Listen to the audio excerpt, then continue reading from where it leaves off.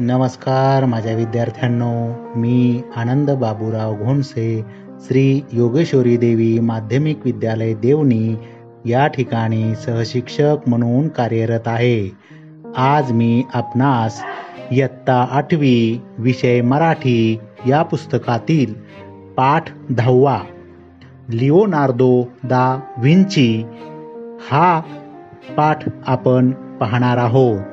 स्थूल वाचन म्हणून सुद्धा या पाठाला ओळखलं जातं. तर या पाठाचा परिचय आपण पाहूत. अच्युत गोडबोले 1950 आणि दीपा देशमुख 1967 असं या दोघांनी मिळून हा पाठ लिहिलेला आहे. अच्युत गोडबोले हे प्रसिद्ध लेखक म्हणून ओळखले जातात. माहिती तंत्रज्ञान व अर्थशास्त्राचे तज्ज्ञ म्हणून सुद्धा ते कार्यरत आहेत. त्यांनी मराठी वृत्तपत्रे, नियतकालिकांमध्ये विपुल प्रमाणात लेखन, स्तंभलेखन केलेले आहे. त्यांची कॅनव्हास, किमयागार, ग्रेट भेट, झपुर्झा भाग 1, 2, 3, नादवेद, बोर्ड रूम, मनकल्लोळ भाग 1 व 2, मुसाफिर, जग बदलणारे 12 जिनियस हे पुस्तक अवश्य वाचा. खूप छान असं पुस्तक आहे. त्याचप्रमाणे ज्ञानोदय, मनात अशी अनेक पुस्तके या अच्युत गोडबोले यांची प्रसिद्ध आहेत. तसेच दीपा देशमुख प्रस्तुत पाठाच्या या सहलेखिका आहेत. त्यांनी अच्युत गोडबोले यांच्यासह अनेक पुस्तकांचे लेखन केले आहे. तसेच त्यांचे स्वतंत्र लेखनही प्रसिद्ध आहे. दोघांनी मिळूनही लेखन केलं आणि दोघांचं स्वतंत्र लेखन सुद्धा प्रसिद्ध आहे. हा झाला लेखकांचा अल्प परिचय. आता या लेखकांनी आपल्याला या पाठात काय सांगितलेलं आहे याविषयीची माहिती आपल्याला या परिचयामधील 4 ओळीमधून लक्षात येईल. जागतिक कीर्तीचे चित्रकार.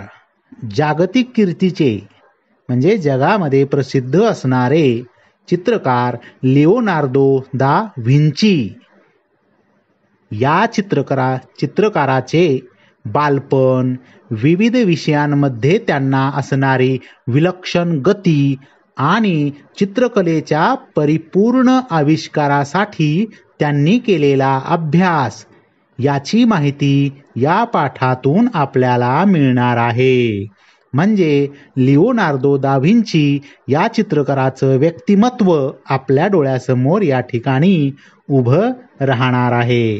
म्हणजे एक चित्रकार हा प्रसिद्ध चित्रकार कसा घडला, त्यांचं बालपण कसं होतं, त्यांच्यावर संस्कार कसे झाले हे आपल्याला पाहायला मिळणार आहे. याच्यातून आपल्याला खूप मोठा असा बोध मिळणार आहे की आपण कोणत्या वातावरणामध्ये राहतो, कसं घडतो, तसंच आपण मोठं होत जात असतो. तर आपल्या मनावर, आपल्या जीवनावर कोणत्या कोणत्या गोष्टींचा परिणाम होत असतो, तसंच आपलं जीवन घडत असतं, हेही आपल्याला या पाठावरून लक्षात येणार आहे.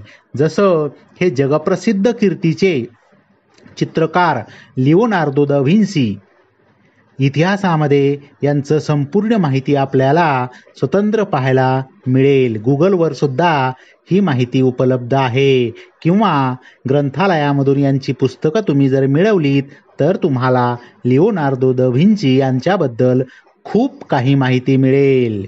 या ठिकाणी लेखकांनी आपल्याला थोडक्यात त्यांचा परिचय या पाठातून दिलेला आहे.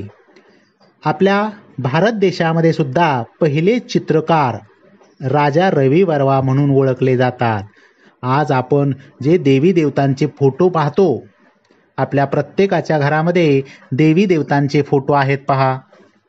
तर ते देवी देवतांचे फोटो काढण्याची सुरुवात आपल्या भारतामध्ये चित्रकार राजा रवी वर्मा यांनी सुरुवात केलेली आहे.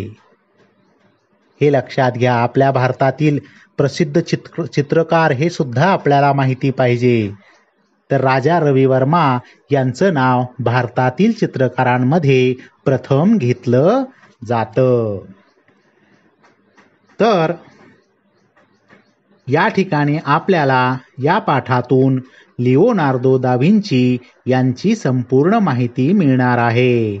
लिओनार्दो यांनी विविध विषयांच्या अभ्यासातून आणि संशोधनातून काढलेली टिपणे अभ्यासकांना आजही कशी उपयुक्त ठरत आहेत हे या पाठातून स्पष्ट होते.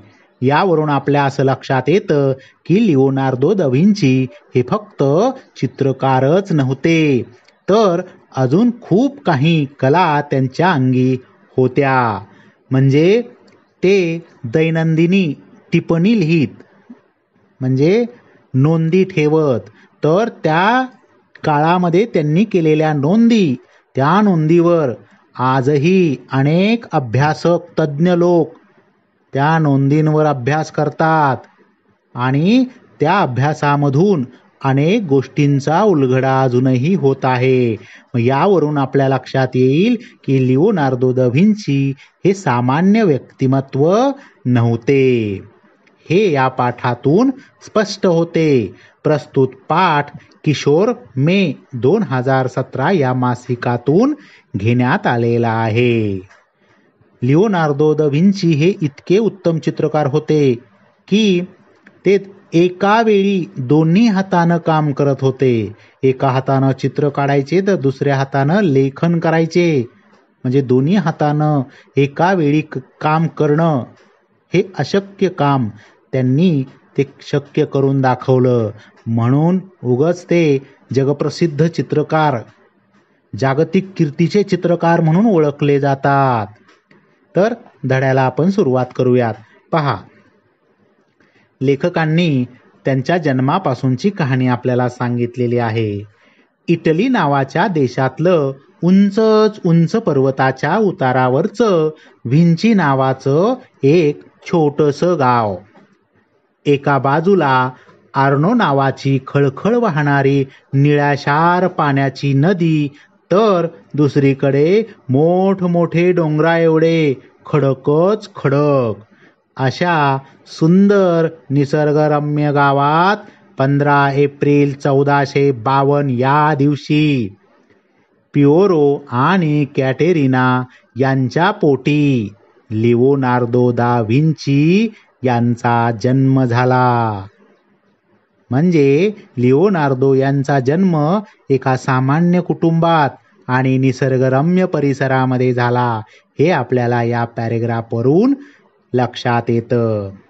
म्हणजे साधारणतः आपणही सर्वजण खेड्यामध्ये जन्मलेले निसर्गाच्या सानिध्यामध्येच लहानाचे मोठे होत आहोत. म्हणजे जेणेकरून आपण आणि हा प्रसिद्ध असणारा चित्रकार यामध्ये जास्त फरक नाही. पुढे बघा, लहानपणी लिओनार्दो डोंगर दऱ्यातून मनसोक्त भटकला. लहानपणी लिओनार्दो दा व्हिंची डोंगर दऱ्याखोऱ्यातून मनसोक्त म्हणजे भरपूर हिंडला फिरला.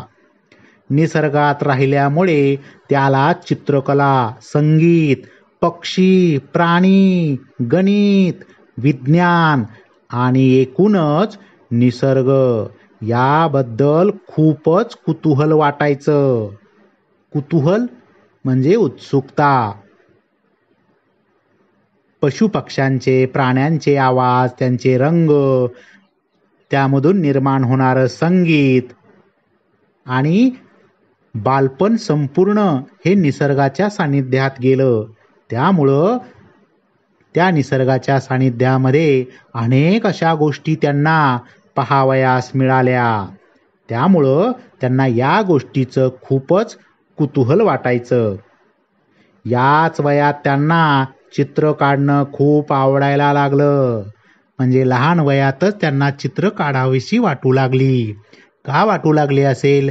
कारण उंचच उंच डोंगर, एका बाजूला खळखळ वाहणारी नदी, त्या नदीच्या किनारी असणारे हिरवीगार सुंदर अशी झाडे, त्या झाडावर बसणारे विविध पक्षी, त्या नदी ठिकाणी येणारे प्राणी आणि वैज्ञानिक दृष्टिकोन, गणित या माध्यमातून त्यांना या गोष्टींचं ज्ञान होत होतं. चिंतनशील नजर त्यांची असावी.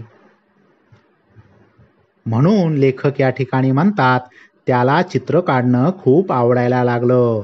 त्याचे वडील कशाला चित्र काढतोस असं म्हणून त्याला कधीही रागावले नाहीत. ही सुद्धा गोष्ट आपण लक्षात ठेवण्यासारखी आहे. मुलांना सुप्त गुणांना वाव मिळाला पाहिजे. घरामध्ये बऱ्याच वेळेस असं होतं की हे करू नको, ते करू नको, असं करू नको, तसं करू नको, म्हणून लहान मुलांमध्ये असणाऱ्या गुणांना बऱ्याच वेळेस पूर्णविराम मिळतो. तर या ठिकाणी लेखकांना कदाचित असं सुचवायचं असेल की मुलांना जे करावंसं वाटतं ते त्यांना करण्यास मुभा द्यावी, असं या ठिकाणी जाणवतं. म्हणून लेखकांनी आवर्जून हे वाक्य या ठिकाणी टाकलं असावं की त्याचे वडील कशाला चित्र काढतोस असं म्हणून त्याला कधीही रागावले नाहीत. लिओनार्दोला चित्र काढायला इतकं आवडू लागलं की तो तहान-भूक विसरून जात असे. म्हणजे चित्र काढणं त्याला इतकं आवडायचं की तो चित्र काढण्यामध्ये स्वतःला विसरून जायचा. आपली चित्र खरी-खुरी वाटली पाहिजेत म्हणून लिओनार्दो नाना तऱ्हेचे प्रयोग करायचा. म्हणजे नुसतं चित्र काढायचा नाही, तर चित्रामध्ये उत्कृष्ट दर्जाचं चित्र, वास्तववादी चित्र कसं निर्माण होईल या दृष्टीनं तो चित्र काढायचा. म्हणजे ते खरंखुरंच आहे असं वाटावं या पद्धतीनं तो चित्र काढायचा. अशा प्रकारचे नाना प्रयोग तो करायचा. तो चक्क जंगलात फिरून पाली, सरडे, साप, वटवाघूळ असं काय काय गोळा करून आणायचा आणि घरी आल्यावर त्यांचं निरीक्षण करत बसायचा. लक्षात घ्या, निरीक्षणातून बऱ्याच गोष्टी माहिती होतात. मग लिओनार्दो विंची हा या पद्धतीनंच निरीक्षण करायचा. निसर्गातील प्रत्येक बारीक सारीक गोष्टीमधून शिकण्यासारखं खूप असतं, पण आपण त्या दृष्टीनं त्या निसर्गाकडं पाहत नाही, म्हणून आपल्याला शिकायला मिळत नाही. पण लिओनार्दो दा व्हिंची हा तसा नव्हता. 10 ते 12 वर्षाचा असताना लिओनार्दो वडिलांबरोबर फ्लोरेन्स शहरात राहायला आला.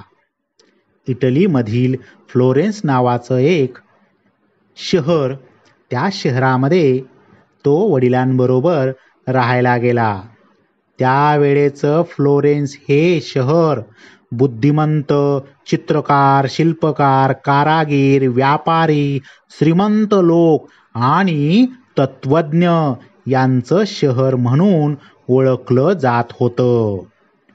वयाच्या 14व्या वर्षापासून ते 27व्या वर्षापर्यंत लिओनार्दोनं व्हेरोशिओ या त्यावेळच्या विख्यात चित्रकाराकडे चित्रकलेचं शिक्षण घेतलं.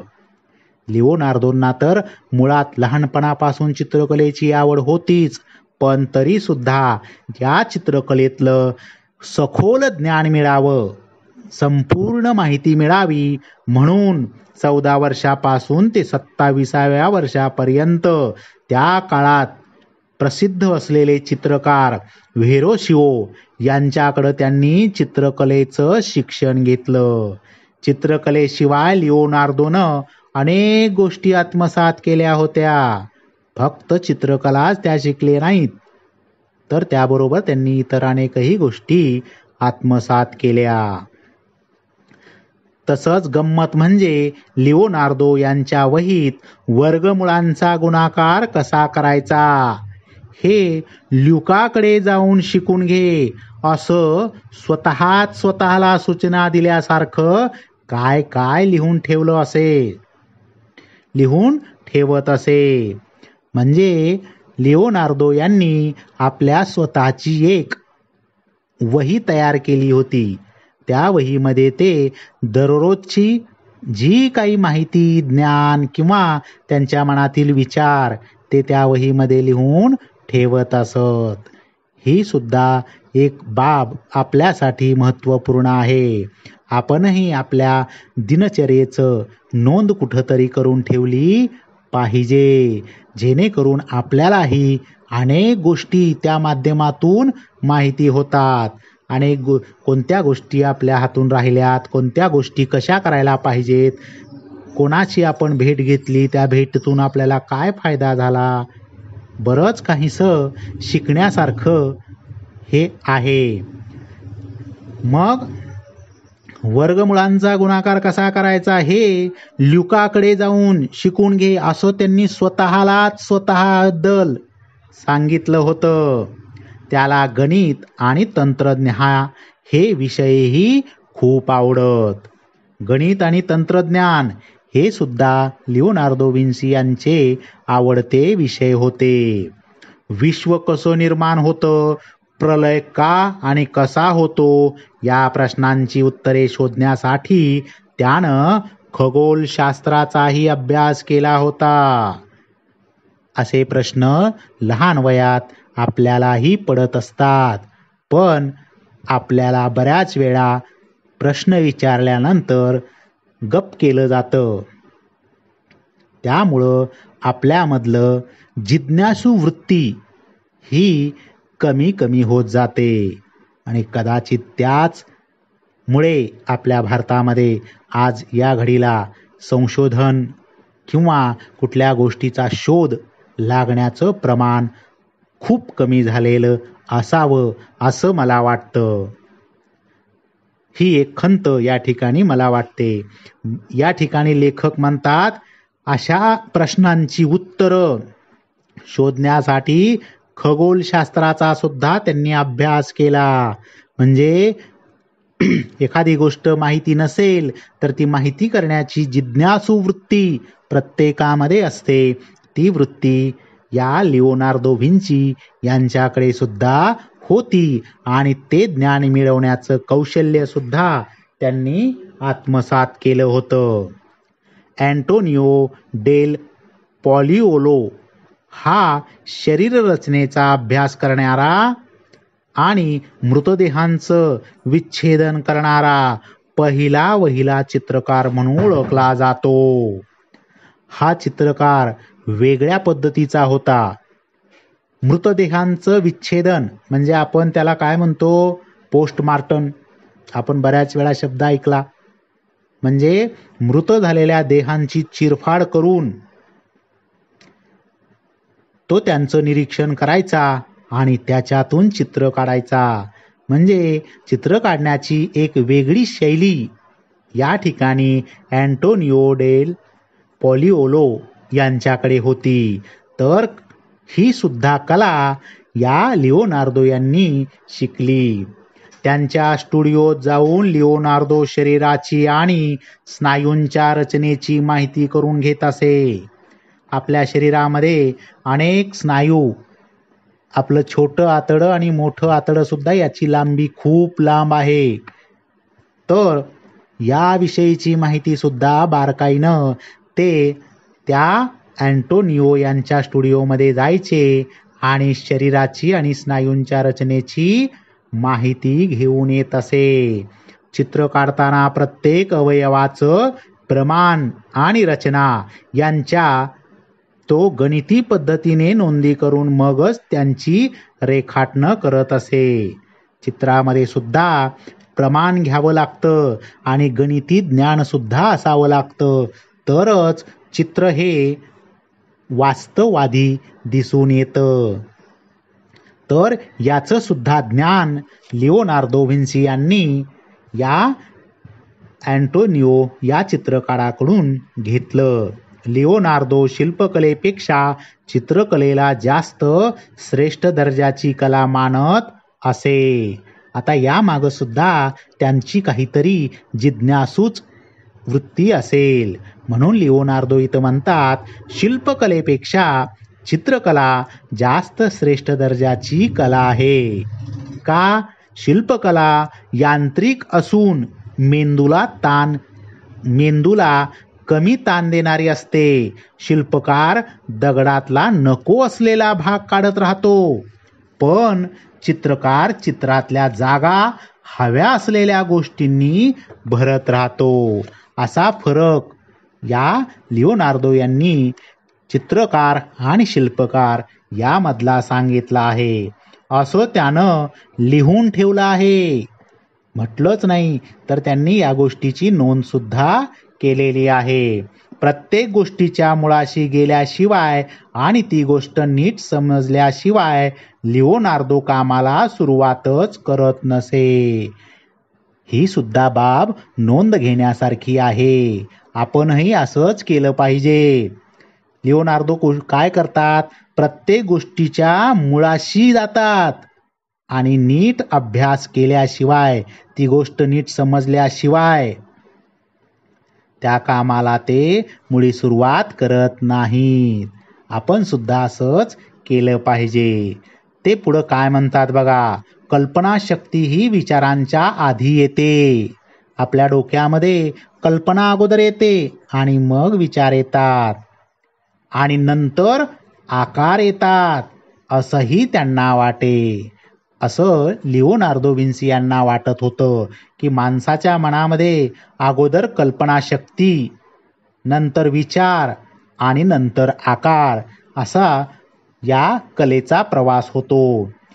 1472 साली लिओनार्दोनं ख्रिश्चन कथेवर आधारलेलं ॲनन्सिएशन नावाचं पहिलं तैलचित्र काढलं. ॲनन्सिएशन नावाचं म्हणजे येशू ख्रिस्तावर आधारित हे चित्र त्यांनी काढलं होतं, तैलचित्र. तर लहानपणापासूनच लिओनार्दोला स्पर्धा करणं आणि वादविवाद करणं आवडत नसे.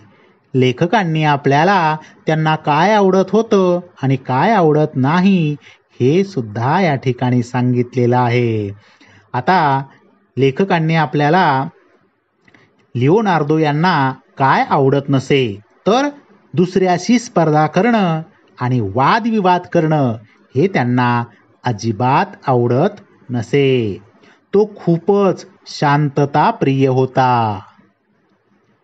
जिथे पक्षी विक्रीला ठेवलेले असत तिथे जाऊन लिओनार्दो तो विक्रेता म्हणेल त्या किमतीला ते पक्षी विकत घेऊन लगेचच त्यांना पिंजऱ्यातून मुक्त करत असे.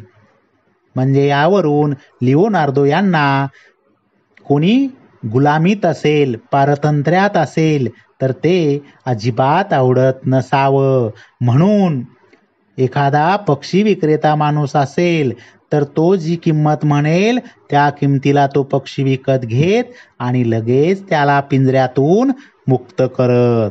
किती सुंदर असा स्वभाव लिओनार्दो यांचा होता हे आपल्याला या उदाहरणावरून कळेल.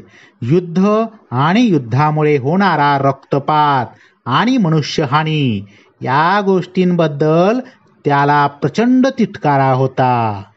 ही सुद्धा बाब खूप नोंद घेण्यासारखी आहे की लिओनार्दो यांना युद्ध आणि युद्धामुळे होणारा रक्तपात, मनुष्यहानी या गोष्टीचा सुद्धा प्रचंड तिटकारा होता. अजिबात त्यांना ही गोष्ट आवडत नसे.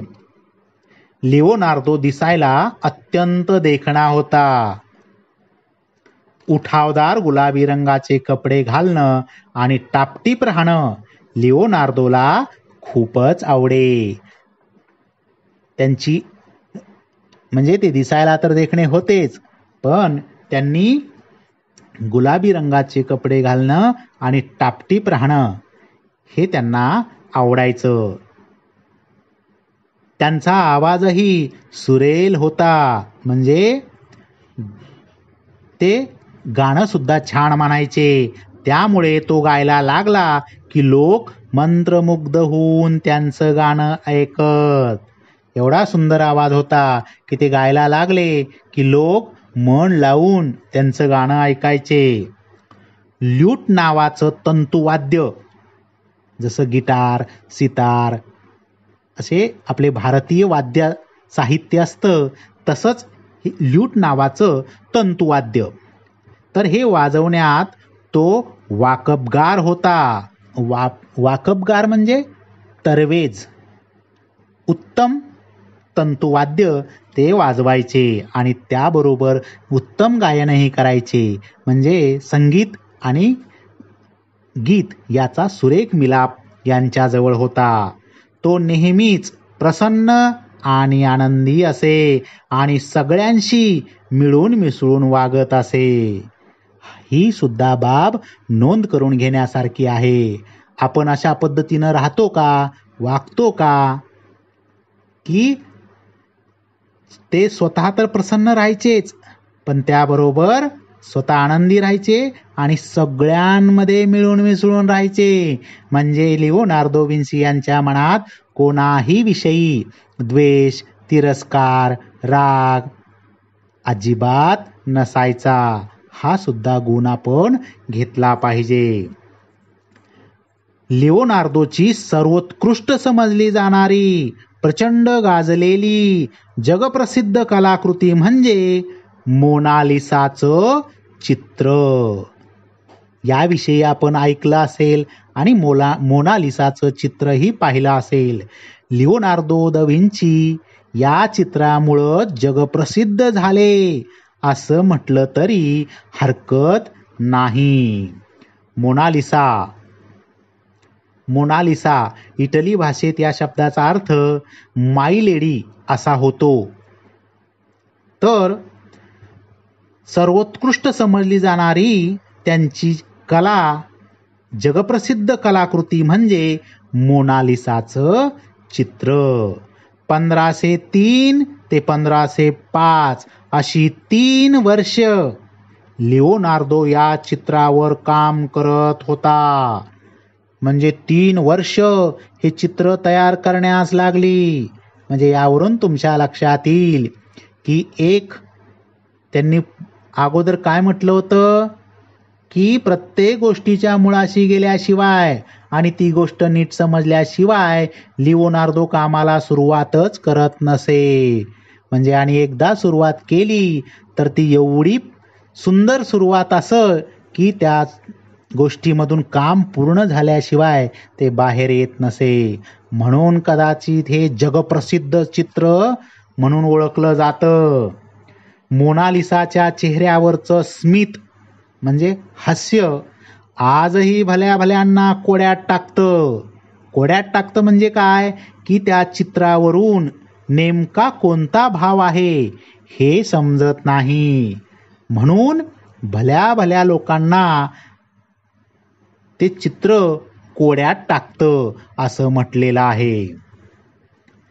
फ्रान्सेस्को दी बार्टोलामिओ डेल गियोकोंडो नावाच्या एका व्यापाऱ्याच्या मोनालिसा उर्फ मॅडोनालिसा नावाच्या 24 वर्षाच्या बायकोचं हे चित्र होतं. म्हणजे एक व्यापारी, त्या व्यापाऱ्याची ही मोनालिसा पत्नी होती आणि तिचं हे चित्र आहे. हे चित्र ला गियोकोंडा या नावानंही ओळखलं जातं. हे चित्र काढताना लिओनार्दोनं मोनालिसा हिला मॉडेल म्हणून बसून राहण्याचा कंटाळा येऊ नये म्हणून तिचं मन रमवण्यासाठी गायक, वादकही ठेवले होते असं म्हणतात. म्हणजे मोनालिसा हिला कंटाळा येऊ नये, बोर होऊ नये, तिनं उठू नये यासाठी, तिचं मन रमण्यासाठी गायक आणि वादक ठेवण्यात आले होते असंही नोंद कुठंतरी असेल. आजही इतक्या वर्षानंतर मोनालिसाच्या डोळ्यातली ओलसर चमक आणि तेज अचंबित करणार आहे.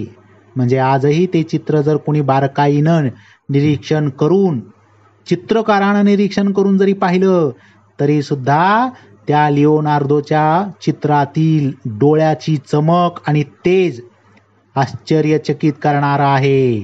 मोनालिसा हे चित्र आज पॅरिसच्या लुव्र संग्रहालयात आहे.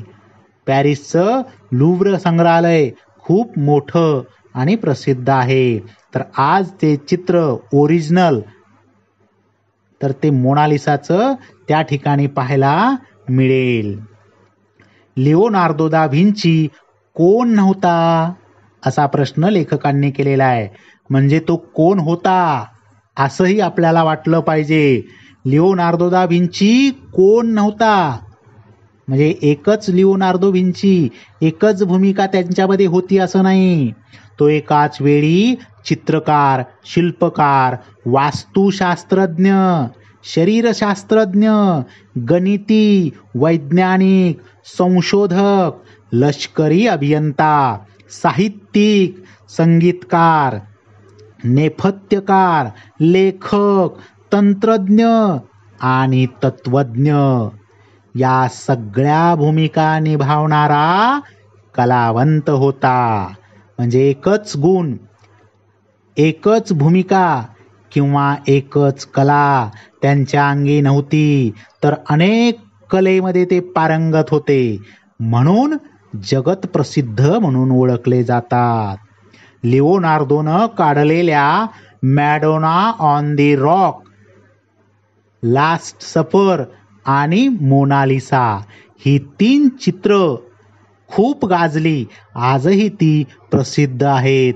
कदाचित या 3 चित्रामुळंच लिओनार्दो दा व्हिंची जगाला पाहायला मिळाला किंवा जगप्रसिद्ध झाला. यासारख्या मोजक्या चित्रांनी त्याचं नाव जगात अजरामर झालं. हे 3 चित्रामुळंच एवढी चित्र ही गाजली की त्या चित्रकाराचं नाव अजरामर झालं. आजही लिओनार्दो व्हिंची यांचं नाव चित्रकार म्हटलं की पहिल्यांदा घेतलं जातं. आपल्या भारतामध्ये चित्रकार म्हटलं की राजा रवी वर्मा यांचं नाव घेतलं जातं. तसं या लिओनार्दो व्हिंची यांचंही नाव जगामध्ये सर्वत्र घेतलं जातं. यासारख्या मोजक्या चित्रांनी त्यांचं नाव जगात अजरामर झालं. लिओनार्दोनं अनेक यंत्रही तयार केली, अनेकांचे आराखडे तयार केले आणि अनेक गोष्टींचे शोधही लावले.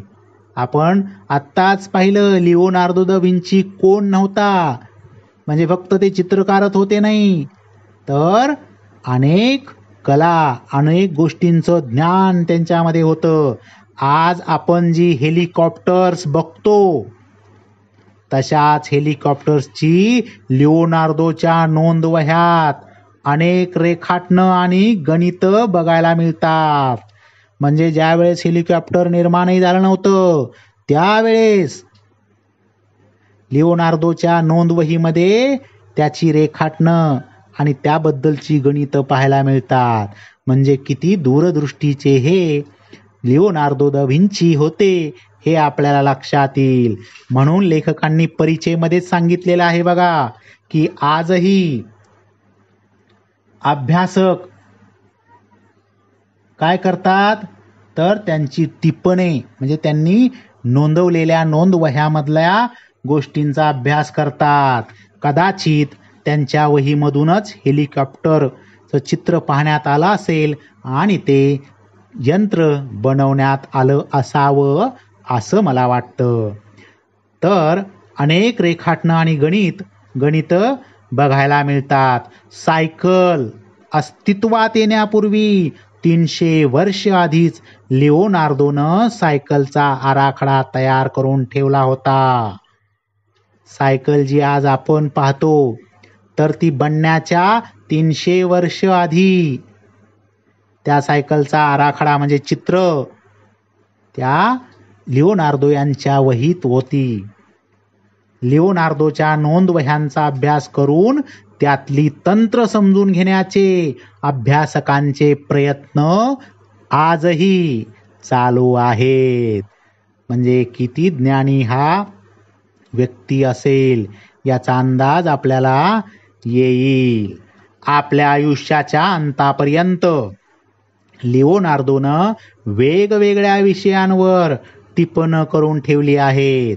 फक्त चित्रकलाच नाही तर अनेक क्षेत्रामधल्या गोष्टींची नोंद त्यांच्या नोंदवहीत केलेली दिसून येते. त्यात प्रकाश विज्ञान, आवाज विज्ञान, मेकॅनिक्स, हायड्रोलिक्स, उड्डाण, खगोलशास्त्र, शस्त्रविज्ञान आणि शरीरविज्ञान यांच्याविषयीचं संशोधन करून विचार आणि इतर माहितीही त्यानं टिपली आहे. म्हणजे या गोष्टींच्या नोंदी त्यांच्या वहीमध्ये आजही पाहायला मिळतात आणि आजही त्यांच्या टिपलेल्या गोष्टींवर संशोधन केलं जातं.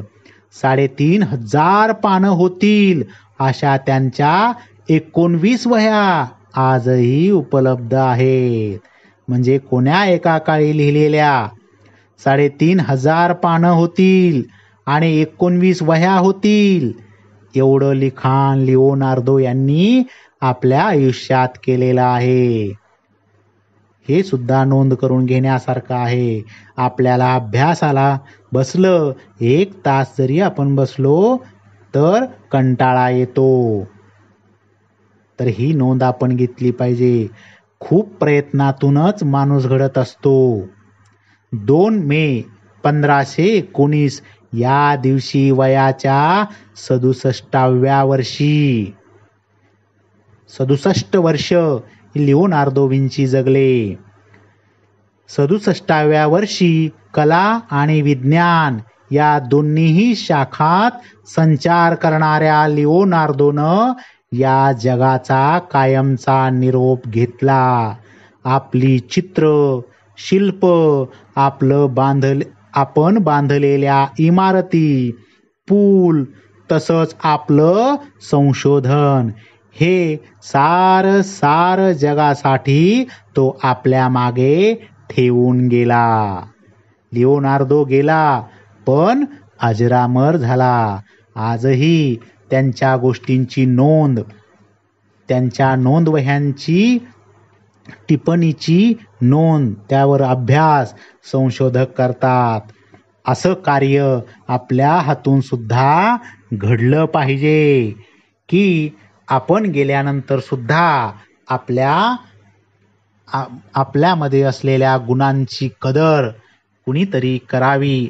असं कार्य आपल्या हातून घडावं हाच उद्देश या पाठामागील असावा असं मला वाटतं. पाठ तुम्हाला समजला असेल अशी मी अपेक्षा करतो. नसेल समजला पुन्हा व्हिडिओ पहा. काही अडचण असेल कॉमेंटच्या माध्यमातून मला कळवा आणि पाठ व्यवस्थित लक्ष देऊन शेवटपर्यंत पहा. आवडला असेल, सबस्क्राईब केलं नसेल तर अवश्य करा, लाईक करा आणि माझा व्हिडिओ शेअर करा. धन्यवाद.